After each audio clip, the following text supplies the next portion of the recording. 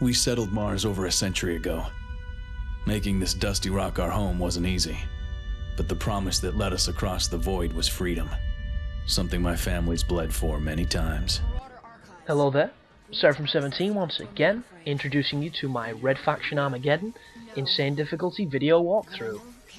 And we are once again back in a walker, and we're now trying to get to the Marauders base. And this section here, this vehicle section, is a little bit more challenging than the last one we were on. And the main reason for this is all this stuff here is standard, it's easy, just find the targets, kill the targets, have fun. You're going to get to a cave though later on where you start taking on the aliens again, because we're going to transition gradually back from humans to the crazy space monkey things. And right before the area where you'll hit the checkpoint, and you'll hit the cutscene ending the level, there's the green guys, the green berserker dudes that throw the acid at you. Oh, sorry, no, not the green guys, the actual berserkers, the dude with the two head claw things next to his fat head. And there's two of them, as I've mentioned. The only problem is, there's a really weird spawning system, so there's no checkpoints from here on out, by the way. Once you get to this entrance here, you'll hit a checkpoint, and that's your last checkpoint then until the end. So if you fuck it up, which on my very first run through of the game I started on Insane, I think I died here about 5 times, and each and every time I got screwed. And how you get screwed is, when you push the last part of the level where the two berserkers spawn, the berserkers on Insane in this vehicle, if they rush you and they hit you with a physical attack, they can kill you. And I suppose it makes sense, it's the hardest difficulty, you're in a robot, they're giant and what have you. And maybe I didn't, play as efficiently as I could, so my life wasn't as full as it could have been. But for whatever reason, they killed me. So I tried it again, and I went in, and the strategy that I developed because they rushed me and killed me was to back up. Because what happens is, the berserker signposts his charge by like roaring a little bit, and then he runs at you, and if you see him running at you, if he hits you, you're pretty much dead. So it's one of those moments where you kind of accept that you fucked it up and you needed to kill him quickly. So to get away from this problem that I was having, I decided to back up, shooting them, and hug the left hand side of the wall, because there's a little bit of a curve in the tunnel. And what happens is, if you back up and you hug it, the AI can't quite get to you, because obviously they're programmed to just follow you, and their following is making them want to go in a straight line. Because there's a slight curve to the environment, they're walking into the wall to get to you, and it slows the progress down, because they're not a human, they're not going to go, the fastest route, they're not going to, do the inner lane or slipstreaming or any of that shit. They're going to try and get to you however they can, and they're just going to react as a computer program reacts. So it worked a charm. The only problem is, I'd backed up so much that I could only see like the ankle of one of them, and we were really far away from where I'd just been, where I spawned them. So when I killed both of them and I carried on forward to get to where I was trying to be, 2 more spawned. And I was like, what the fuck's going off here? And lo and behold, one of them charged at me and instantly killed me. So I was like, this is bullshit, this is stupid, I'll try it again, see what happened. And it happened the same thing again. So the trick here is to kill 2 of the berserkers without moving too far back, yet not getting too close to provoke the charge. And it's this awful balancing act of trying to kill these 2 guys that potentially at any moment can kill you, and not going too far back so that they spawn again when you kill them.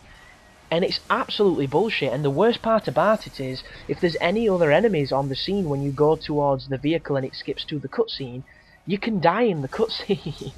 So you will still take damage during that little fucking vignette that plays, and if you die, you're all the way back to the start. And it's a very simple section made difficult by bad game design, and it sucks dick. So it begins here though, and you carry on through this tunnel, and it's at the end of this area where it starts to happen, because you'll notice we're still taking on fellas at the moment, we're still taking dudes on. But as we gradually push through this cave, you're going to see the nests, you're going to see the hives, and you're going to be reintroduced to the aliens. But this is just going to be standard machinations and messing about in the robot. So I'm going to talk about something else, and I'm going to talk about something that happened to me earlier. I started recording my Lonesome Road guide for Fallout. I was originally going to do a live commentary for it, a live commentary guide, because I did one for the last one, and it went down pretty well, people enjoyed it. I couldn't do it today because of personal reasons, something to do with my household being busy, and I couldn't get the recording to. I couldn't get the peace and quiet I needed to do it, basically. So I'm going to be dropping the commentary on afterwards. But the problem is, I played maybe an hour of the DLC, and this is the third time going through it. So I've got to be honest, I wasn't really enjoying it because there's something about Fallout New Vegas. Once you play Fallout to death, you kind of get burned out on it. And anybody that's put a significant amount of time into these games knows that you just kind of start to reject it. And it's not because you don't like the game or because it's not a cool game, it's just you don't want to play it, you want to play something different. And I think I'm getting that right now with New Vegas. It's getting to the point where these new DLCs are coming out and I'm half excited, half terrified because they're usually shit.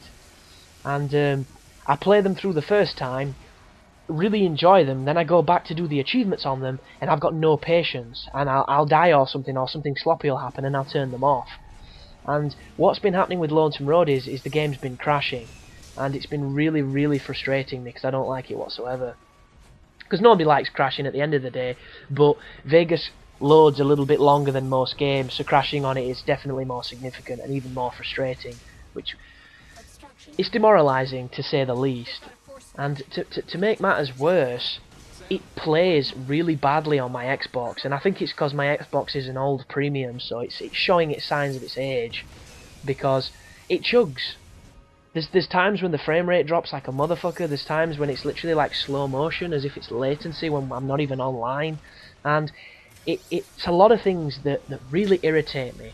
One of them is when you go into VATS, and for whatever reason the game can't catch up with what you've given it, these simple fucking commands, and you sat there flicking your analog to make the guy aim at his face, and it doesn't move off the torso, and you sat there for a good 10 seconds before it finally decides to move. And that really fucks me off. The second thing is, I have both the mysterious stranger and that shit one, that stupid woman stranger that turns up and don't fucking do-out. The equivalent to Gilgamesh on Final Fantasy VIII when he got Excalibur.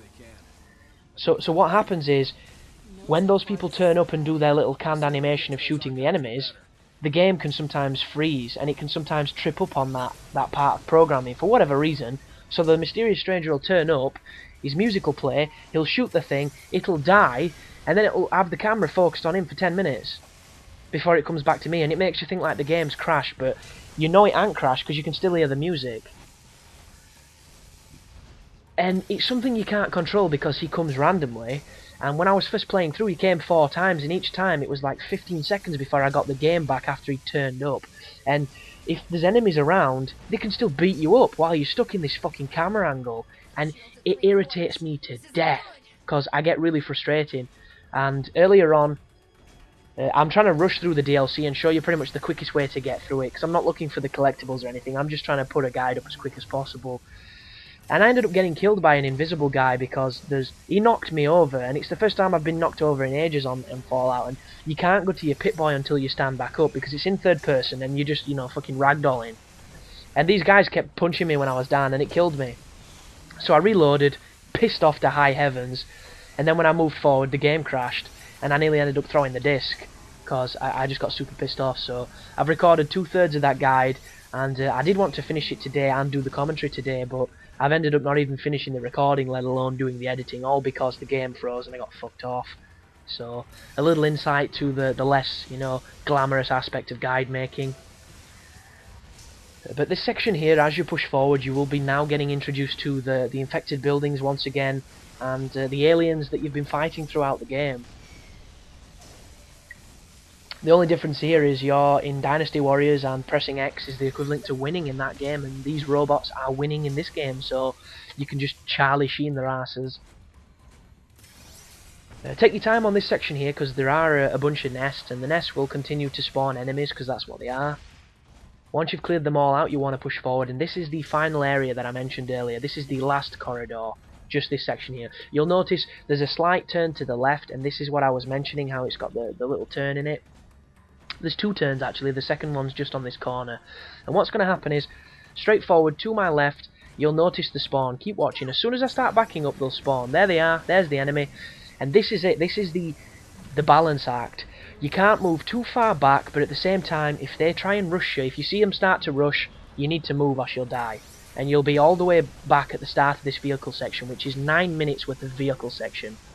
And I don't know about your guys, but it's not exactly the most enthralling of vehicle sections. So you want to preferably get this done. And the only threat that these guys pose, aside from the charge, is the acid. So that guy's just been killed pretty quickly. And luckily for me, his buddy gets stuck on this corner, so I hit him with splash damage. But do not move back so that you can't see the opening to the tunnel, because if you do, that's when you're going to be pretty much asking for the spawn. You'll notice I can still kind of see it, but I've moved back. Oh no, I can't see it now, I'm full of shit. That's the slam he does. You've just got to get lucky, I think. Because I'm moving pretty far back, but I'm not moving too far back, so quickly push forward now, and hope and pray to your left you don't see another one of those berserkers spawning, because if you do, you're probably going to die. But as soon as you get over here, it's going to trigger a cutscene and effectively end the level. And as always, guys, I hope the guide is helping. Thanks for watching. If you like the videos, I'll love you forever. If you're new, please subscribe. If you don't like what I do, you know, don't watch. Trying to be as optimistic as I can. But thanks for watching, guys, and you take care now.